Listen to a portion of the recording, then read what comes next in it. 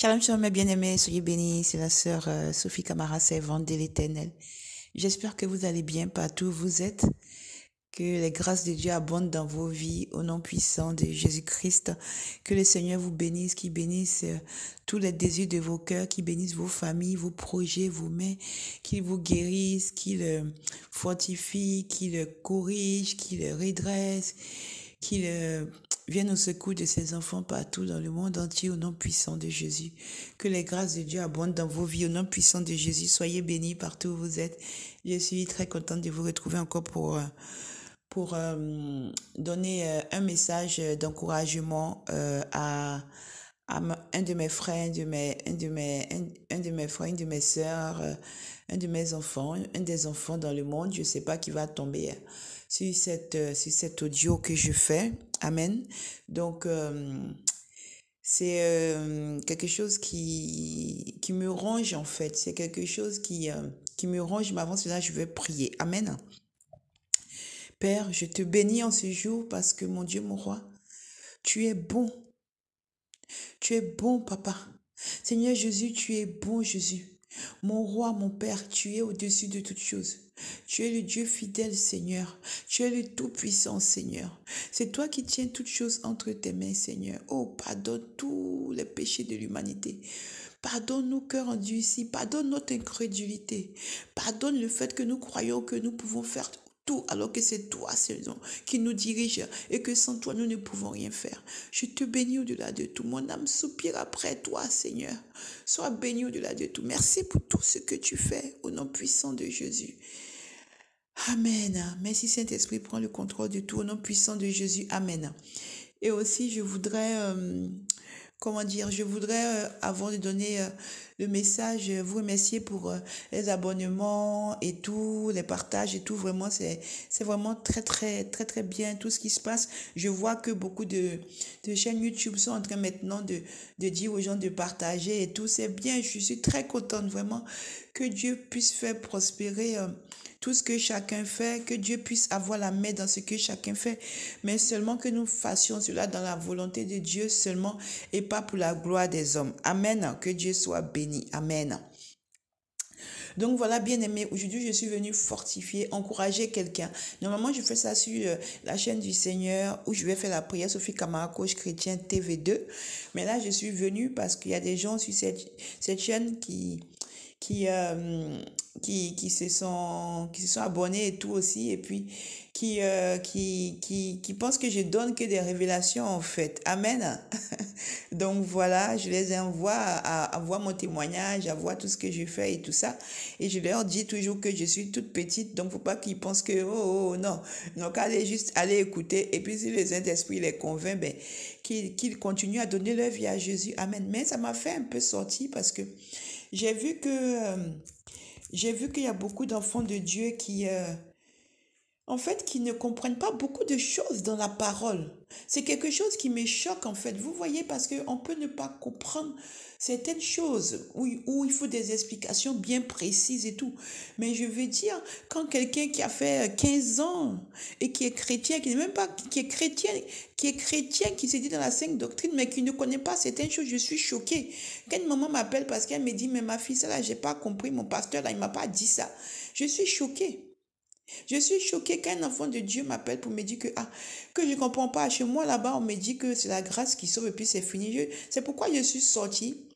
Je suis sortie pour venir donner ce message-là parce que il y a comme un problème. Il y a un problème du travail non fait au niveau des hommes de Dieu, là. Au niveau de ce que c'est que la croix. Quelqu'un me dit que la croix, c'est fini, Jésus n'est plus la croix. Mais ça, tout le monde sait que Jésus n'est pas la croix. Ça, on s'en débat de ça. Jésus n'est pas la croix. Tout le monde sait que Jésus n'est plus la croix, que Jésus est ressuscité, il est vivant, il est puissant, il est Dieu. Mais il faut que les gens comprennent comment Jésus est vivant, qui est Jésus, qu'est-ce qu'il a fait. Il faut que les gens comprennent ce que Dieu a fait, Jésus a fait pour eux. Le prix du sacrifice à la croix. On ne peut pas mettre la main comme ça et puis balayer cela d'un revers de la main pour dire non, c'est pas grave, Jésus est vivant, c'est fini. Non. Parce qu'il est vivant, ok. Mais cette marche que nous faisons pour pouvoir arriver à la perfection, pour pouvoir arriver à la sainteté, c'est parce que justement Jésus est parti à la croix, que Jésus a cloué tout à la croix, il a cloué toutes les dominations et tout, et qu'il nous a fait sortir du péché où nous étions condamnés de facto, tout de suite, nous étions condamnés quand nous péchions. C'est parce qu'il a traversé toute cette épreuve, parce qu'il a versé son sang qu'aujourd'hui, nous avons la grâce de pouvoir, quand nous repentons, être sauvés. Quand nous répétons et que nous donnons notre vie à Jésus et que nous répentons, être sauvés. Amen. Donc c'est quelque chose qui me choque parce que j'ai dit il faut que je sorte là parce que c'est quelque chose que j'entends et je vois que ça ne va pas. Ça ne va pas. Donc bien aimé, je suis venue te parler. Mon nom est Sophie Camara.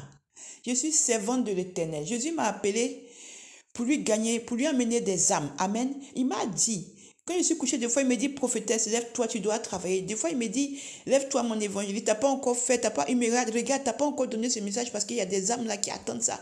Vous voyez, c'est comme ça qu'il m'appelle. Amen. Donc, il m'appelle en tant que sa prophétesse. Il m'appelle en tant que son évangéliste. Les hommes disent qu'une femme ne peut pas être évangéliste. Les hommes là, vraiment, il y a un problème, hein. Il y a vraiment un problème. Hein.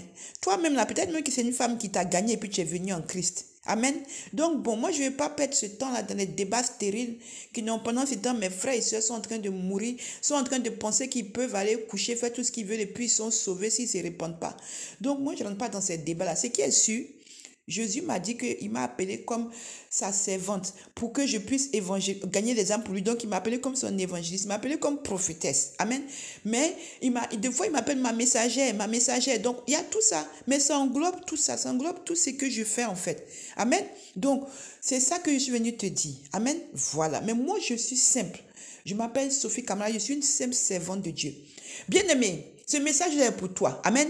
Partout où tu te trouves, je vis au nom de Jésus-Christ de Nazareth. Je suis la servante de Dieu, Sophie Camara. Je viens où tu te trouves. Que le message de Dieu puisse te toucher. Je viens te dire, bien-aimé, ce matin que, sache que Jésus-Christ là, Jésus-Christ de Nazareth, il est Dieu. Amen. Il est Dieu. Que les gens veulent qu'ils ne veulent pas, il est Dieu. Tu sais, avant là, il n'y avait pas Jésus. Avant là.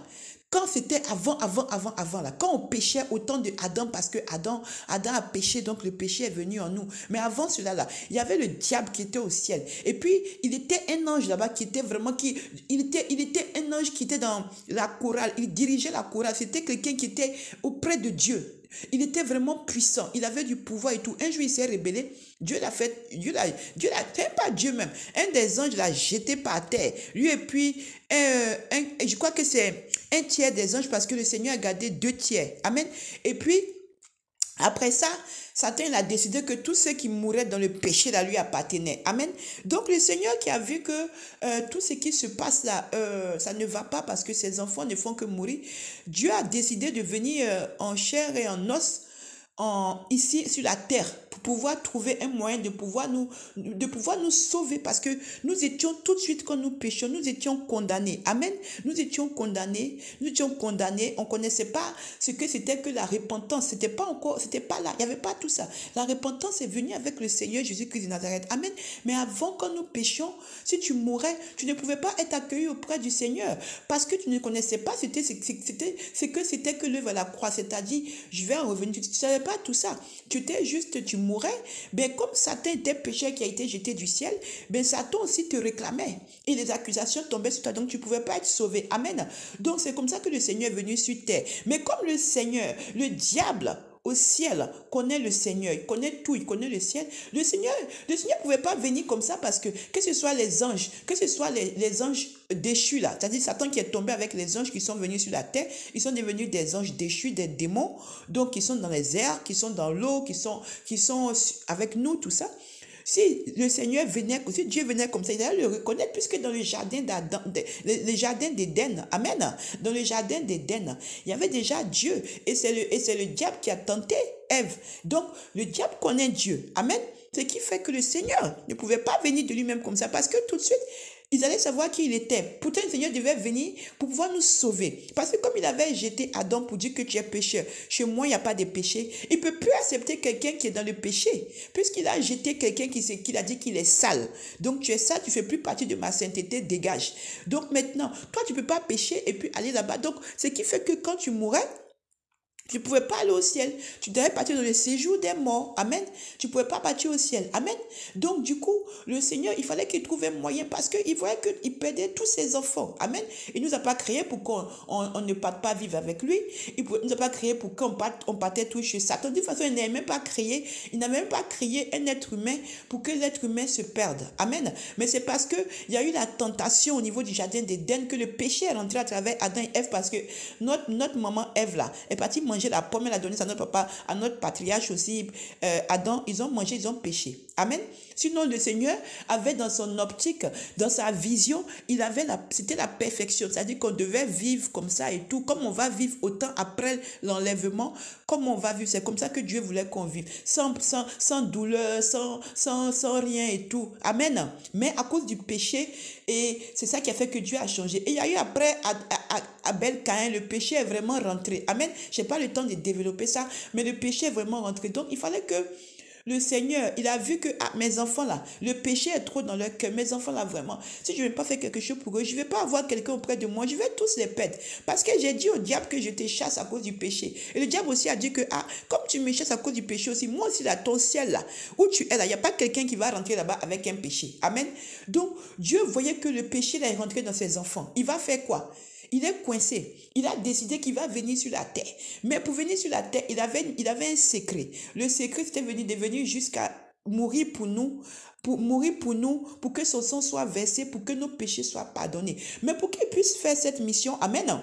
Pour qu'il puisse faire cette mission, il ne pouvait pas venir puisqu'il était connu. C'est pourquoi dans la parole, quand tu vas dans la Bible, tu vois dans la parole que à chaque fois qu'il y avait des démons qui le voyaient, et il disait aux démons, taisez-vous, ne dites pas qui je suis et tout ça. Et puis les démons obéissaient parce que les démons obéissaient à Jésus. Les démons obéissaient à Jésus, au Seigneur, parce qu'ils savaient qui il était. Eux, ils savaient qui il était parce qu'il y avait déjà son homme, comment on dit, sa présence, quelque chose en lui qui sait qu'il est Dieu. C'est pourquoi c'était démon, même quand ils disaient, mais pourquoi tu es venu nous tourmenter et tout, parce qu'ils savaient déjà, mais il les obligeait à se taire. Amen. C'est comme ça que le Seigneur est venu sur la terre. Mais quand il est venu sur la terre, il ne pouvait pas venir de lui-même. Donc il s'est dit, mais si je viens comme ça, mon plan va pas pouvoir arriver au bout, puisque si je viens comme ça, les démons, Satan, ils vont savoir que c'est moi. Donc ils vont m'empêcher. Je ne pourrai pas arriver où je dois arriver. Donc le Seigneur a trouvé un autre moyen. Le moyen, c'est quoi? Il a dit, bon, moi je vais venir sur la terre comme un être humain. Amen. Je vais venir sur la terre comme un être humain et quand je vais venir sur la terre, je vais utiliser un moyen pour que je puisse sauver mes enfants. Mais avant de les sauver, il y a des choses que je dois leur apprendre. Je dois leur apprendre certaines choses qui vont les amener à ce que quand moi je vais arriver à la croix, je vais mourir, il y a des choses qu'ils auront connues, il y a des choses qu'ils vont dire, il y a des choses qu'ils vont apprendre, qui vont faire qu'ils pourront être sauvés. Amen. C'est comme ça que le Seigneur est venu sur la terre. Mais pour venir sur la terre, il est passé par une femme qu'on appelle Marie. Marie, c'était une femme, c'était une jeune fille vierge qui était mariée à quelqu'un qui s'appelait Joseph. Tu peux acheter une Bible et lire dans la Bible, tu vas voir. Amen. Et quand elle était mariée à Joseph, elle devait même elle devait consommer son mariage. C'est-à-dire que Joseph ne l'avait jamais touché, mais ils allaient consommer le mariage. Et puis c'est là que le Seigneur l'a choisi. La grâce, c'est le Seigneur qui choisit à qui il fait grâce. Amen. Il y avait milliers de femmes sur la terre, des milliards. C'est Marie qui l'a choisi parce qu'il estimait que c'était elle qui devait accomplir cette mission pour lui. Amen. Donc voilà, il a choisi Marie, mais il ne pouvait pas venir comme ça, il est Dieu. Et puis Dieu ne pouvait pas venir comme ça, comme j'étais. Donc qu'est-ce qu'il a fait? Il a fait qu'il y a quelque chose que nous ne connaissons pas encore. Amen. Quelque chose que nous ne connaissions pas encore. Il s'est mis lui-même dans le... Il s'est mis dans le ventre de Marie à travers le Saint-Esprit. Je ne sais pas comment expliquer, parce que c'est quelque chose qui vient, c'est divin. C'est Dieu seul qui va un jour nous expliquer comment. Mais ce qui est sûr, le Seigneur a fait que Dieu a fait que il est venu, mais il a fait envoyer quelqu'un qu'on appelle Jésus. Il a envoyé quelqu'un dans le ventre de Marie. Amen. Lui-même, il est venu, mais il s'est fait homme en quelqu'un d'autre pour venir dans le ventre de Marie. Mais il n'y a pas eu de relation sexuelle. Amen. Et quand il est venu dans le ventre de Marie, Marie est tombée enceinte. Même quand elle est tombée enceinte, elle était choquée. Elle dit, mais moi-même, là, j'ai venu lui dire que tu vas tomber enceinte, tu vas accoucher quelqu'un qui s'appelle Jésus. Tout ça, lui a dit, bon, comme c'est toi, c'est Dieu qui a dit, moi, il n'y a pas de problème. J'aime Dieu, donc j'accepte. Amen. Mais Joseph était choqué parce que où tu as vu que tu n'as pas eu de relation, tu es enceinte. Ça là, vraiment, c'est grave. Mais l'ange avait déjà prévenu Joseph, donc Joseph a accepté la grossesse. C'est comme ça que notre Seigneur est venu sur la terre. Amen. Notre Seigneur est venu sur la terre, non pas avec sa forme qu'il a en tant que Dieu, mais avec une forme humaine. Il fallait qu'il vienne sous une forme humaine. Il ne pouvait pas venir sous sa forme de Dieu. Donc, il est venu sous une forme humaine. Mais pour venir sur la terre, pour venir sur la terre, il faut que tu naisses. Parce que si tu ne nais pas, pour venir sur la terre, il faut que tu naisses. Il n'y a pas d'autre moyen. Tout être humain naît. Il naît d'une femme et d'un homme. Amen. C'est comme ça que moi je connais. Oh. Ah, voilà. Donc, c'est comme ça que quand tu vois Abel, quand tu vois Caïn, quand tu vois, tu vas acheter une Bible. Je te conseille d'acheter une Bible. Et puis, tu lis la Bible. Tu lis la Bible, tu peux commencer par Genèse. Genèse, Dieu explique comment il a créé la terre, le ciel, la création, tout ça, un peu. Et tu vas voir comment il y a eu, comment Adam et Ève ont chuté, après comment le péché est rentré, comment Caïn a tué Abel, comment la création s'est faite au niveau des humains, au niveau des êtres humains, comment il y a eu Noé, comment Dieu a tué déjà tout le monde, et puis qu'avec Noé, comment maintenant à travers Noé, c'est Noé maintenant qui a reconstruit toute la terre à travers ses enfants et tout. Tu vas voir, c'est expliqué bien. Donc, quand tu as le temps, tu lis un peu, même si c'est 5 minutes, 10 minutes, tu lis seulement. Et tu vas voir que Dieu va t'aider. Comme tu ne connais pas encore, tu vas voir que Dieu va t'aider parce qu'il y a quelque chose qu'on appelle le Saint-Esprit. Mais quand tu ne connais pas le Seigneur, tu ne peux pas comprendre exactement ce que c'est. Mais Dieu, quand tu vas commencer à lire, Dieu va t'aider. Amen. Donc ça, c'était la parenthèse. Amen. Donc je reviens à ce que j'ai dit. Donc, c'est comme ça que quand il est venu en tant qu'être humain, il est venu dans le ventre de Marie. Il n'y a pas eu de relation, mais c'est lui-même qui s'est mis dans le ventre de Marie à travers le Saint-Esprit, à travers une opération que lui-même il a faite. Amen, mais il n'y a pas eu de relation. C'est Dieu. C'est comme ça il fait. C'est comme ça il fait. Il ne faut pas me demander, moi je ne suis pas Dieu. Amen. Voilà. Donc, quand il est venu maintenant, il a commencé maintenant un peu à apprendre. Il a déjà choisi les 12. Mais avant qu'il vienne, il y avait déjà Jean-Baptiste. Tu vas voir dans la Bible, il y avait déjà Jean-Baptiste que Dieu avait déjà emmené pour préparer le terrain. Parce que Jean-Baptiste a commencé à montrer aux gens que, il faut se repentir. C'est vrai qu'on fait des péchés, on fait n'importe quoi. Mais il faut demander pardon afin d'être sauvé. Il faut se faire baptiser et tout. Jean-Baptiste a commencé à parler de ça. Mais ce n'était pas Jean-Baptiste qui devait nous amener à être sauvés. Amen. Il y avait le nom de quelqu'un qui devait nous sauver. Il y avait quelqu'un qui devait mourir pour nous, pour être sauvés. Amen. Et c'est ainsi que quand le Seigneur Jésus est venu, il a commencé, il est resté enfant, il a vécu comme tout le monde. Il est né, il a vécu comme tout le monde, il a pleuré, il a tété, il a fait tout ce que tu veux comme tout le monde. Il a fait pipi, tout, popo, tout ce que tu veux. Il a grandi, il a commencé à être avec des gens, des amis, tout ce que tu veux, jusqu'à 33 ans. Amen. Mais jusqu'à 30 ans. Mais avant 30 ans, il n'avait rien fait parce que son ministère a duré 3 ans, je crois. Amen. En tout cas, ce qui est sûr là, quand je te parle comme ça, après, tu peux chercher à aller dans une église et puis aller voir un homme de Dieu, il va t'expliquer. Moi, je t'explique brièvement parce que je vois qu'il y a beaucoup d'enfants de Dieu qui m'appellent, donc c'est pourquoi je suis sortie pour expliquer ça rapidement. Mais en profondeur, quand tu vas voir, tu prends la Bible et puis tu peux chercher à demander à Dieu où est-ce que tu vas aller vois un homme de Dieu et puis Dieu va te diriger. Tu dis au Seigneur que je veux un vrai homme de Dieu. Voilà, on ne dit pas faux ni vrai. Tu veux un homme de Dieu que Dieu a appelé et Dieu va te diriger. Amen. Donc voilà, c'est comme ça que Jésus, quand il a commencé maintenant à avoir 30 ans, il a commencé maintenant, il avait déjà commencé à tout accomplir au niveau de ce qu'il était avec sa famille, ses amis, tout. Maintenant, il fallait qu'il rentre dans son ministère. Un ministère, c'est quand Dieu t'appelle à quelque chose, à faire pour lui. Amen. Donc, il y a 5 ministères. Si tu ne sais pas, donc il y a 5 ministères. Amen. Il y a le ministère, 5 ministères, c'est-à-dire que tu as des apôtres, tu as des prophètes, tu as des pasteurs, tu as des évangélistes et tu as des docteurs. Amen. Donc, c'est ces ministères-là que Dieu a commencé à mettre en place. Mais à travers, il a choisi des gens qui vont marcher avec eux. Mais les gens-là, il les choisissait comme ça. Amen. Il les choisissait pas comme si c'était des gens qui connaissaient quoi. Non. C'est des gens qu'il a choisis. Ils pouvaient marcher comme ça et puis il te voit, il te choisit. Il a choisi des gens qui péchaient, tout ça. Mais c'était des gens qui étaient déjà choisis par lui avant. Amen. Voilà. C'est pas que c'était des gens qui connaissaient la parole, qui connaissaient la Bible, non. Mais il les avait déjà prédestinés. Il les avait déjà choisis. C'était au nombre de 12. Amen. Donc, quand tu vas aller, tu vas chercher, tu vas voir, c'était au nombre de 12. 12 apôtres. Amen. Donc, il y avait des apôtres. Il y avait Jacques, Matthieu, il y avait Jean, Barthélemy, tout ça. Tu vas voir là-bas. Amen. Ils étaient au nombre de 12. Amen. Et il y avait Judas. Maintenant, Judas là, Judas aussi, c'était quelqu'un que Dieu a appelé, que Dieu a pris. Il est venu vers le Seigneur l'a accepté. Mais le Seigneur l'a accepté tout en sachant que c'est lui qui allait, c'est lui qui allait faire qu'il allait mourir. Amen. C'est pourquoi je viens te parler aujourd'hui, parce que moi, c'est pas mon problème comment tu es. Que tu sois dans n'importe quel état, que tu sois comment, je vais en parler tout à l'heure, c'est pas ça le plus important. Amen. Donc, du coup, c'est comme ça qu'il a pris 12 personnes pour marcher avec lui. Mais avant, ils étaient nombreux.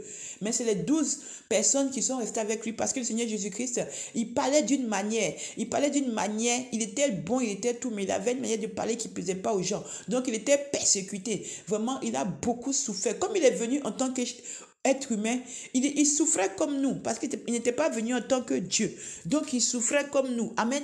Vraiment, il a beaucoup souffert. Il a beaucoup souffert. Il a beaucoup souffert. Donc, après avoir pris les disciples, après qu'il ait pris ses disciples, tout ça là, il a pris ses disciples et tout. Donc, du coup, il a commencé maintenant à marcher avec eux. Parce que comme il parlait mal là, comme je vous ai dit, il était persécuté et tout, et tout, et tout. Parce qu'il était en chair humaine. Il était en chair, il est venu en tant qu'humain. Donc, il ressentait toutes les douleurs, il ressentait tout de A à Z. Il n'y avait pas quelque chose qu'il ne ressentait pas, puisqu'il était venu en tant qu'être humain. Donc, du coup, à cause de sa manière de parler et tout, il était persécuté. Et puis à cause des miracles, comme il faisait tellement de miracles aussi, il était persécuté. Vraiment, le Seigneur a souffert. Il était persécuté, rejeté, tout. Et il a commencé maintenant à apprendre il a commencé à apprendre aux gens que, voilà, quand tu pêches, il faut demander pardon, il faut te repentir, il ne faut pas rester comme ça. Amen.